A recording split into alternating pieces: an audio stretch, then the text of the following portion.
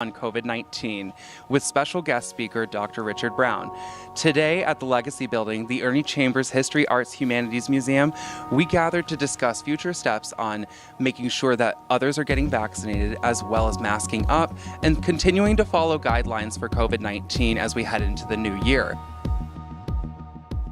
I came out here because it never hurts to learn something new, and by the grace of God, me and my kids have never had COVID, but I am vaccinated.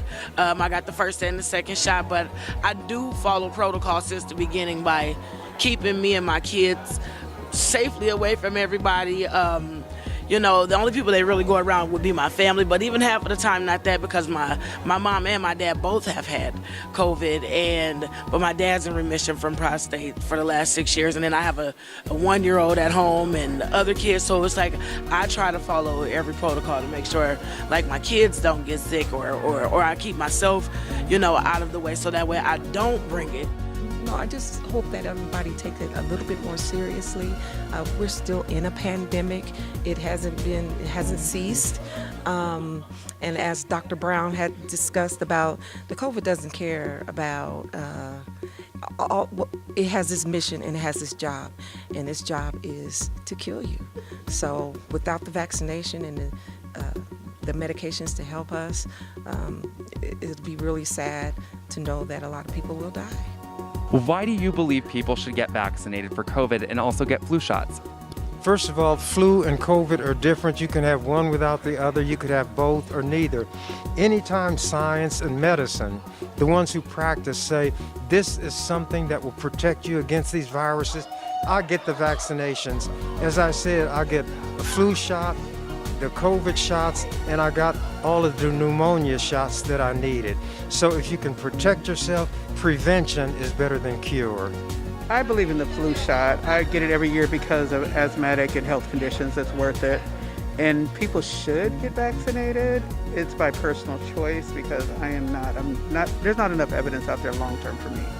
So, but I've had COVID twice and I mask up wherever I go. I'm over the road truck driver, so I mask up and sanitize now more than I ever did. I was not a mask person, but now I wear masks everywhere. It's my second skin. So it's important to get masks for the elderly, and it's really bad on the elderly because someone older would get it. It's so horrible. There was 8 colds today. I was in the hospital for a week. So, and I was doing that first time, so it was really hard. So yeah, it's something you need to do. You need to get vaccinated for you. I think that for the safety and the protection of their lives, their loved ones, their friends, we don't want them to leave here. We want to keep them, you know, for as long as we can. And realizing that you need to get your shot, your vaccination, so that you can save others in your family that are older, that have underlying conditions and things of that nature, and your friends. I mean, it would be terrible to say that my grandma passed because I came home with COVID and passed it on to her. How would you feel? Well, I think it's because you want to protect yourself against other people and your family. So I've gotten vaccinated. My boys that live in the house with me have gotten vaccinated because, you know, I want to remain healthy, and I don't want to, have COVID-19 and spread it to other people. Well, people should get vaccinated for COVID and get a flu shot because both the flu virus and the COVID-19 virus is still out here in the population. And we're entering into the winter months, into the flu season, and people are coming closer together, and that is when the virus has an opportunity to spread.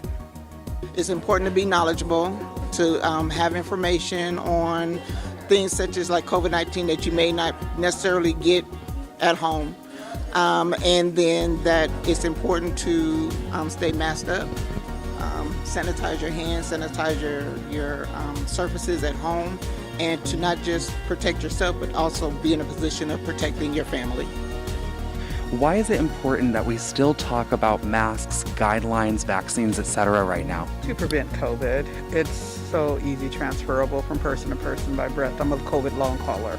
And I just stood in a child's presence for a few minutes. The worker didn't acknowledge she had COVID, and it almost killed me.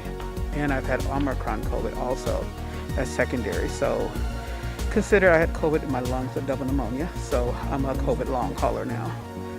So that's why it is prevent, because I was only in her presence for 5 minutes and it was just the breath outside. It got me. Stay away from large crowds, for real. That's all I know, because I went to a funeral. Who would think they'd get it at COVID at the funeral? I did. So I try to stay away from large crowds, and if I do go around large crowds, I wear my mask. And other than that, that's that. Well, we should keep talking about the mask, because the mask is the one way that we can protect ourselves from breathing in the particles from other people who may be infected. And so now that we're into the holiday season, which I say begins at Halloween, which is a couple of weeks from now, we're going into Halloween, we're going into Thanksgiving, we're going to do Christmas and New Year's. People are going to be coming together and in each other's company, and it is important that they wear a mask in those groups where they aren't sure whether other people are infected or not. And we know that when we're close to each other, the opportunity for small particles to spread amongst people, it can happen. So I encourage everybody to wear that mask whenever they feel like they should, to protect themselves. Senator Chambers, do you feel that events like this need to happen more often as we approach winter and going into next year? I think even before we go into winter, anything that gives information about COVID or SARS, the virus as I call it, that's warranted, and there ought to be more of these everywhere in this country. I haven't seen a lot of like this, but they do need to be more events like this to keep COVID aware on the front line, because right now it's just been brushed back with media and everything else. It's just like, well, there's no more pandemic, now we shut everything down. But there still is a pandemic, just don't acknowledge it because it's not worth the money now. So, but it's still something that's killing all of us, and we need more events like this in our community just to keep raise the awareness and keep it out on the front line. We need a lot more events like this. People are starting to gather more, and when we can find them gathering, we need to talk to them about what's going on, because a lot of people still don't understand how the virus works or how the flu works, and that when they're together and in the presence of each other, it's a good time to talk to them. I think in the very beginning, I don't think we all knew or understood the impact that it would have in the long run. I think we all treated it as sort of like the flu, that, okay, we'll get a couple of sniffles, we'll get sick, and then we'll get better. And we didn't realize, or maybe I should say I didn't realize, till today, in hearing the numbers of deaths across the United States, across the state of Nebraska, and then in Douglas County. And then to know that on one given day, that 3,000 people died in one day due to this virus. That lets you know just how dangerous it is and how important it is to mask up and to sanitize and to wash your hands. I'll just be glad when it's over with, because I had the COVID before, and thank God I got over it. And coming through little meetings like this, you learn more and more and more. Like I said, I just want it to be over with, but it doesn't look like it's not going to be over with in one day or whatever. But I'll be glad when it's over with. The virus is real. Its only mission is to kill. Thanks so much for watching. I'm Amber Rodriguez with EWC Communications, and I hope you learned something new.